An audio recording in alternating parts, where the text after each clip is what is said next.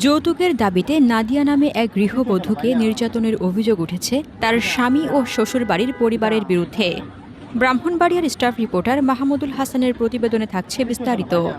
বর্তমানে Nadia Dhaka medical college হাসপাতালে গুরুতর অবস্থায় চিকিৎসাধীন রয়েছে বলে জানিয়েছেন তার স্বজনরা। জানা গেছে, বিজয়নগর উপজেলার হরসপুর ইউনিয়নের পাইকপাড়া গ্রামে নাদিয়ার শ্বশুরবাড়িতে এ ঘটনা ঘটে। বিয়ের পর থেকেই স্বামী দুলাল যৌতুকের জন্য নাদিয়ার উপর শারীরিক ও মানসিক নির্যাতন চালিয়ে আসছিলেন। বাবার বাড়ি থেকে টাকা এনে দিতে চাপ প্রয়োগ করা হতো তাকে। গতকাল সন্ধ্যায় যৌতুকের টাকা না পাওয়ায় দুলাল নাদিয়াকে মারধর করেন। এতে তিনি গুরুতর আহত হন। খবর পেয়ে নাদিয়ার পরিবার এসে তাকে উদ্ধার করে হাসপাতালে ভর্তি করে। পরে উন্নত চিকিৎসার জন্য তাকে ঢাকা মেডিকেল কলেজ হাসপাতালে নেওয়া হয়। এ ঘটনায় নাদিয়ার পরিবার আইনি ব্যবস্থা নেওয়ার প্রস্তুতি নিচ্ছে বলে জানা গেছে। হাসনাতুজ্জাহান হিমু, দৈনিক খোলা চোখ। আপনার স্বপ্নের যাত্রা হোক ফ্লাই ইনফিনিটির সাথে।